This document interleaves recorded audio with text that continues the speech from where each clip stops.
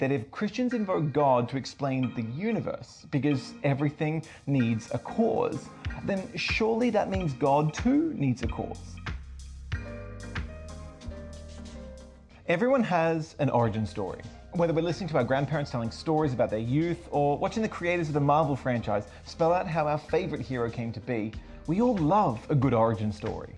So when newcomers hear Christians talking about how God created the universe, well, it can be natural to wonder if God too has a creator. So what does a Christian story say about God's origin story? Who made God? Now, it might surprise you to learn that this well-meaning question has often been sharpened rhetorically into an argument against Christianity. Bertrand Russell employed it in his famous tract, Why I Am Not a Christian, and Richard Dawkins' best-selling book, The God Delusion, it repeated it ad nauseum. Both of them essentially say that if Christians invoke God to explain the universe because everything needs a cause, then surely that means God too needs a cause.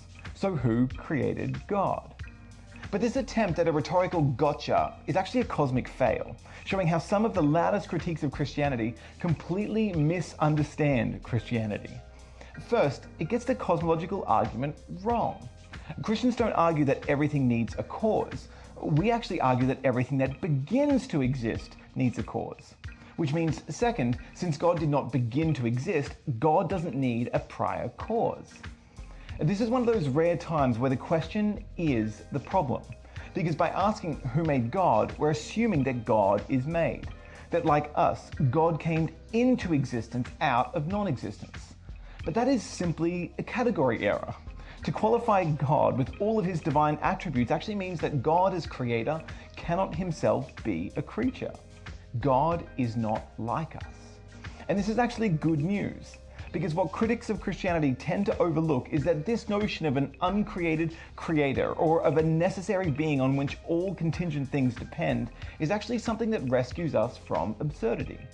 Imagine you're a domino and your parents before you are another. You're the effect, they are the cause. Well, if we stretch this chain of events back, eventually we arrive at God. But if God too is just another domino, and then God as a creator that's another, well then we bump into this problem known as an infinite regress. Because an ever-increasing number of dominoes stretching back into infinity means that our domino would never fall. But we are here. Which means the number of dominoes before us, it actually had to be finite. Philosophers call this causal spinatism. And dating right back to the ancient philosophers, Christian thinkers have long argued that means we need to have an uncaused cause, a prime mover, a necessary being. God is the hand that set all dominoes in motion. And this is exactly what the Christian story teaches about God. That unlike us, God doesn't have an origin story, he has an eternal story.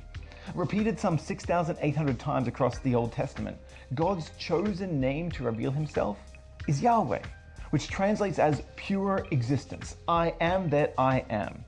This is the name that Jesus takes to himself in the Gospels. And in Revelation, Jesus is described as the one who was and is to come. Simply put, God is eternal, which makes God a good explanation for why everything else exists. It's not dominoes stretching all the way infinitely back or turtles all the way down. No, everything finds its beginning and end with God. I love how John speaks of Jesus in the opening of his gospel. All things were created through him, and without him was not anything made that has been made. So who made God? Well, no one, because God by definition has always existed. And God being eternal is the very grounds for our origin story. Dan here from Questioning Christianity. Thanks so much for checking us out. We are all about helping you connect the Christian story to life's deepest questions. So if you're enjoying the content, make sure you subscribe and click the bell on YouTube, and then go ahead and follow us on socials.